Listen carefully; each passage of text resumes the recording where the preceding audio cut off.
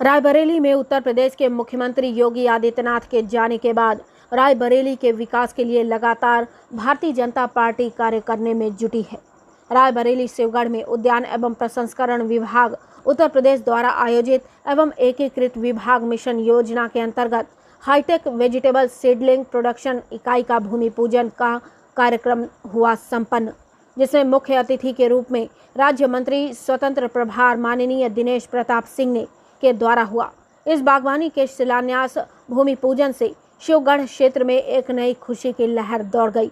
साथ ही कार्यक्रम में शरीक हुए पूर्व जिला परिषद सदस्य श्री राजा राकेश प्रताप सिंह जी, नंद किशोर तिवारी, विनय वर्मा प्रतिनिधि जिला परिषद सदस्य, अनुपम मिश्रा क्षेत्र पंचायत सदस्य, किताब पासी कार्यक्रम की अध्यक्षता नंद किशोर तिवारी व उनके साथ प्रधान संघ संरक्षक राजकुमार सिंह के तार पासी जी, विनय कुमार वर्मा जी, पावन कुमार मिश्रा, राजकुमार शुक्ला, गोविंद नारायण शुक्ला, शिवमोहन सिंह, उदय प्रताप सिंह, पिंकू सिंह, दुर्गेश सिंह, रिंकू सिंह, आशु सिंह, ध्यानु पांडे, संतूप सिंह, रामपाल सिंह, राजकिशोर जी वाजपेयी, विधानसभा बछरावा के तीनों लोगों से आए हुए सम्मानित प्रधान गढ़ क्षेत्र पंचायत सदस्यगण एवं सम्मानित जनता जनार्दन उपस्थित रहे। रायबरेली से ज्ञान प्रकाश तिवारी की रिपोर्ट। बहुत ज़्यादा से ज़्यादा एक 20 दिन में और आपको पौधे यहाँ मिलने लगेंगे। हर तरह के पौधे यहाँ मिलेंगे। जो यहाँ नहीं भी मिल पाएंगे वो इस सेंटर पे मिलेंगे। अगर कोई किसान ऐसी पौध लगाना चाहता है जो इस सेंटर ऑफ एक्सीलेंस में नहीं मिल सकती है तो मैं उसे पूना से मंगा के दूंगा। लेकिन अगर शिवगढ़ का आदमी हमारे यहाँ पर केंद्र पर जाकर के कहे कि मुझे यह खेती करनी है, औद्योगिक खेती, तो उससे संबंधित जो भी पौधे की आवश्यकता होगी मैं शिवगढ़ के लोगों को शिवगढ़ में ही वो पौध उपलब्ध करा दूंगा, चाहे जहां से हमको लाना पड़े। कितनी लागत से तैयार होगा? ये लगभग 1.5 करोड़ रुपए की लागत से है और पर्यावरणीय मान करके तो 3 करोड़ हो जाएगा। देश का पहला ऐसा सेंटर या केंद्र अपना रायबरेली में पहला होगा। अभी तक 3 केवल सेंटर ऑफ एक्सीलेंस हैं पूरे प्रदेश में इस स्तर के, और रायबरेली में अकेले 4 हो गए हैं खाली रायबरेली में सेंट्रल ऑफ एक्सीलेंस। सर, आपने 20 बच्चों की बात करी सर। हाट बाजार का जो आपने वहाँ पर उद्घाटन किया, किस हिसाब का हाट बाजार होगा, क्या क्या लाभ मिल जाएंगे वहाँ पर? हाट बाजार तो सुंदर सा हाट बाजार होगा।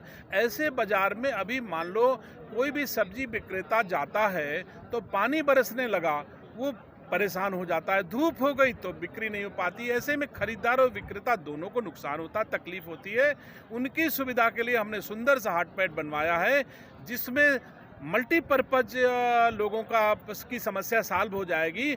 ऐसा हाल बनेगा, चारों तरफ से बाउंड्री वाल होगी जिसमें बीच में इंटरलॉकिंग होगी, बाथरूम होगी, बारात भी रुक सकती है, रामकथा भी हो सकती है, मंडी भी लग सकती है, बच्चे खेल भी सकते हैं। तो निश्चित तौर से वो जो गूढ़ा में बन रहा है बहुत सुंदर सा कार्य है पूरे गूढ़ावासी।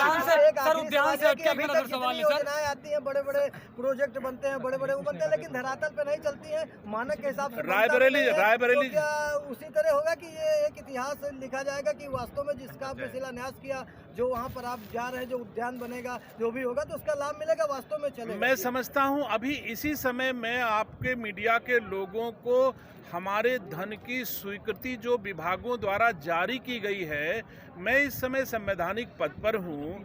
बिना विभागीय स्वीकृति के मैं कोई उद्घाटन शिलान्यास नहीं कर सकता हूँ। और इतना समझदार भी हूँ मैं, रायबरेली में राजनीति कर रहा हूँ कि बिना विभागीय स्टाफ के इस मैदान में आपने उद्घाटन शिलान्यास कार्यक्रम किया, एक संबोधन भी किया जिसमें सब्जी उत्कर्षता केंद्र जो था उसके विषय में आपने कहा, वहां पर आपने शिलान्यास भी किया। तो कैसा केंद्र होगा और कब तक ये बनकर तैयार हो जाएगा यहाँ के किसानों को? अभी हमारे निदेशक ने आप सबके समक्ष कहा कि 100 दिन में स्ट्रक्चर पूरा हो जाएगा और बहुत ज़्यादा से ज़्यादा एक 20 दिन में और आपको पौधे यहाँ मिलने लगेंगे। हर तरह के पौधे यहाँ मिलेंगे। जो यहाँ नहीं भी मिल पाएंगे वो इस सेंटर पे मिलेंगे। अगर कोई किसान ऐसी पौध लगाना चाहता है जो इस सेंटर ऑफ एक्सीलेंस में नहीं मिल सकती है तो मैं उसे पूना से मंगा के दूंगा। लेकिन अगर शिवगढ़ का आदमी हमारे यहाँ पर केंद्र पर जाकर के कहे कि मुझे यह खेती करनी है, औद्योगिक खेती, तो उससे संबंधित जो भी पौधे की आवश्यकता होगी मैं शिवगढ़ के लोगों को शिवगढ़ में ही वो पौध उपलब्ध करा दूंगा, चाहे जहां से हमको लाना पड़े। जैसे आपने एक बात और कितनी कितनी लागत से तैयार होगा? ये लगभग 1.5 करोड़ रुपए की लागत से है और पर्यावरणीय मान करके तो 3 करोड़ हो जाएगा। जिले एक का बात आपने पहला और ऐसा कही, होगा, हाँ जी। प्रदेश का पहला ऐसा सेंटर या केंद्र अपना बना- रायबरेली में पहला होगा। अभी तक 3 केवल सेंटर ऑफ एक्सीलेंस हैं पूरे प्रदेश में इस स्तर के, और रायबरेली में अकेले 4 हो गए हैं खाली रायबरेली में सेंटर ऑफ एक्सीलेंस। सर, आपने हाट 20 बाजार बच्चों का की जो बात अभी- करी, सर। अभी हाट बाजार का जो आपने वहाँ पर उद्घाटन किया, किस हिसाब का हाट बाजार होगा, क्या क्या लाभ मिल जाएंगे वहाँ पर? हाट बाजार तो सुंदर सा हाट बाजार होगा। ऐसे बाजार में अभी मान लो कोई भी सब्जी विक्रेता जाता है तो पानी बरसने लगा, वो परेशान हो जाता है, धूप हो गई तो बिक्री नहीं हो पाती। ऐसे में खरीदार और विक्रेता दोनों को नुकसान होता है, तकलीफ होती है।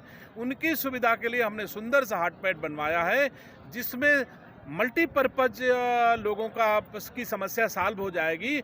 ऐसा हाल बनेगा, चारों तरफ से बाउंड्री वाल होगी जिसमें बीच में इंटरलॉकिंग होगी, बाथरूम होगी, बारात भी रुक सकती है, रामकथा भी हो सकती है, मंडी भी लग सकती है, बच्चे खेल भी सकते हैं। तो निश्चित तौर से वो जो गूढ़ा में बन रहा है बहुत सुंदर सा कार्य है पूरे उद्यान गूढ़ावासी। से- एक आखिरी उद्यान सवाल से है कि हटके अभी एक तक नजर सवाल जितनी है, सर। योजनाएं आती हैं, बड़े बड़े प्रोजेक्ट बनते हैं, बड़े बड़े वो बनते हैं, लेकिन धरातल पे नहीं चलती हैं, मानक के हिसाब से बनता रायबरेली- नहीं है। रायबरेली- तो क्या उसी तरह होगा कि ये एक इतिहास लिखा जाएगा कि वास्तव में जिसका आपने शिलान्यास किया, जो वहाँ पर आप जा रहे हैं, जो उद्यान बनेगा, जो भी होगा, तो उसका लाभ मिलेगा, वास्तव में चलेगा? मैं समझता हूं अभी इसी समय मैं आपके मीडिया के लोगों को हमारे धन की स्वीकृति जो विभागों द्वारा जारी की गई है, मैं इस समय संवैधानिक पद पर हूं, बिना विभागीय स्वीकृति के मैं कोई उद्घाटन शिलान्यास नहीं कर सकता हूं। और इतना समझदार भी हूं मैं, रायबरेली में राजनीति कर रहा हूं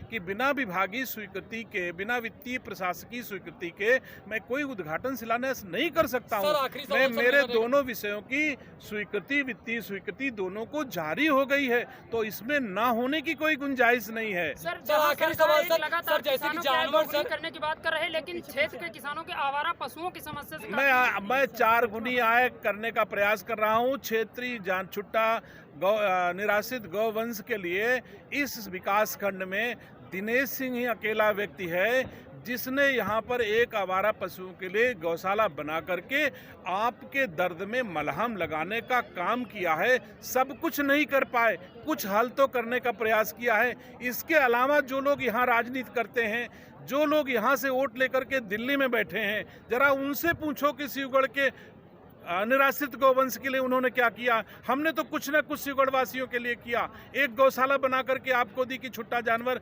लोगों के, किसानों के खेत ना चरें। सर, एक धन्यवाद। आखिरी सवाल सर, एक आखिरी सवाल सर, एक आखिरी सवाल सर।